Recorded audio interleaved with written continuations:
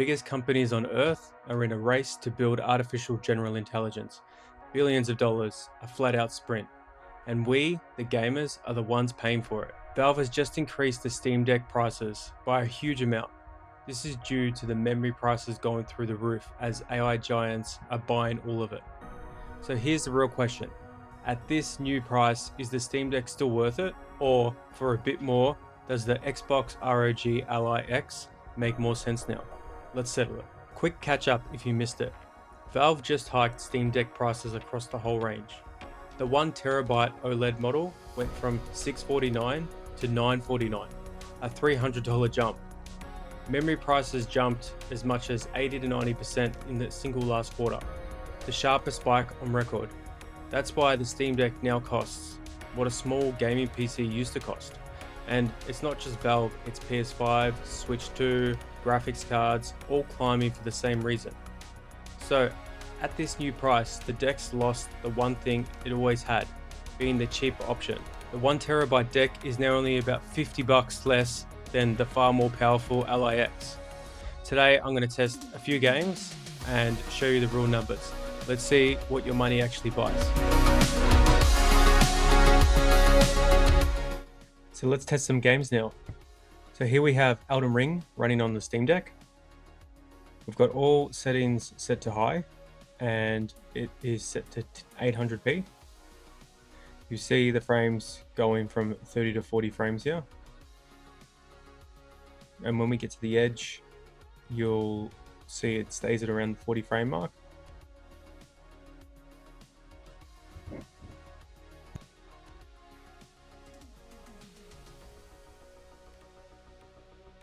Now in direct comparison, we've got the ROG Ally. We've got the settings set to high, but we've got the resolution set to 1080p, so almost double the res than the Steam Deck. And you notice it gets similar performance, around the 40 frame mark. We get to the edge here, it's still at around 40 frames, but noticeably clearer image.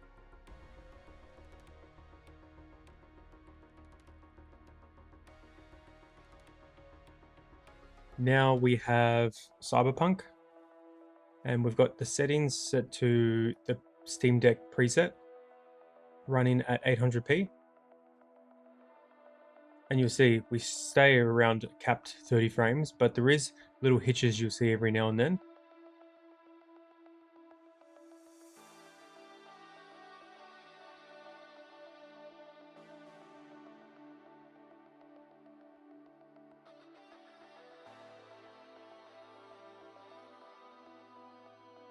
And now on the Ally, same Steam Deck preset, but at 1080p.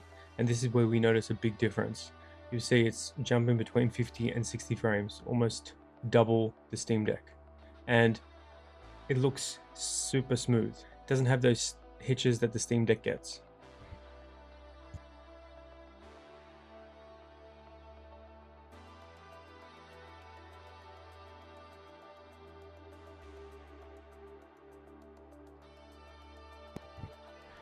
Next up is Expedition 33. Now, on the Steam Deck, you actually can't choose the settings. They're automatically chosen. But you'll notice straight away that it's fuzzy, super fuzzy. We're getting, around 40 frames, which is decent, but yeah, it just doesn't look pretty at all.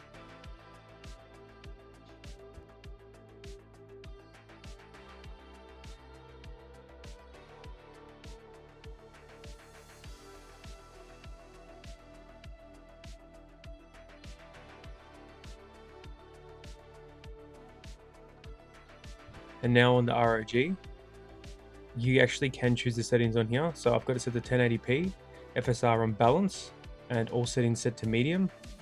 And you'll see we're getting, around the 50 frame mark and just heaps clearer picture.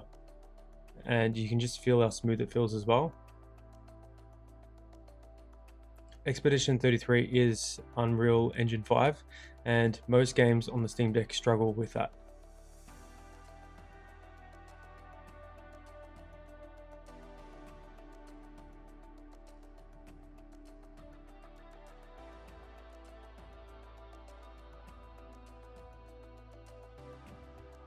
Now for the screens. This one's a proper trade-off. The deck's got a 7.4-inch OLED screen. The Ally X has a 7-inch LCD. And look, OLED just wins on looks. Inky blacks, colors that pop, and it gets way brighter, up to 1000 nits in HDR against the Ally's 500. HDR games just look gorgeous on it. But the Ally X hits back where it counts. It's sharper, full 1080p versus the deck's 800p. And it's smoother, 120Hz with variable refresh rate against the deck's 90. So prettier picture or sharper and smoother? For me, honestly, having a sharper and smoother display makes games just feel better to play. The OLED screen is amazing, but the lower res is really noticeable. It also depends on what you play. Cinematic stuff looks incredible on the deck. Fast, twitchy games feel better on the Ally.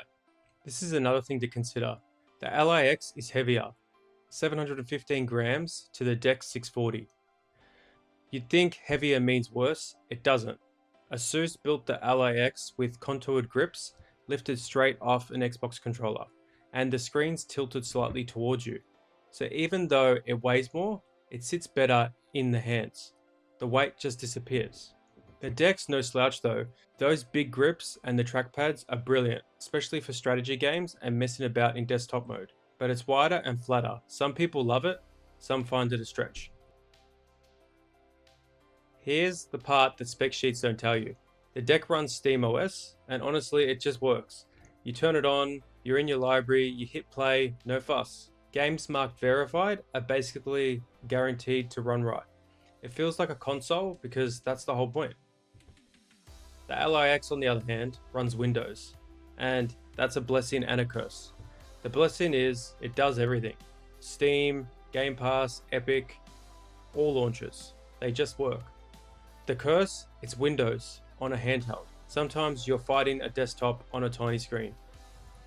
Xbox full screen mode helps a lot, but it's still not as seamless as the deck.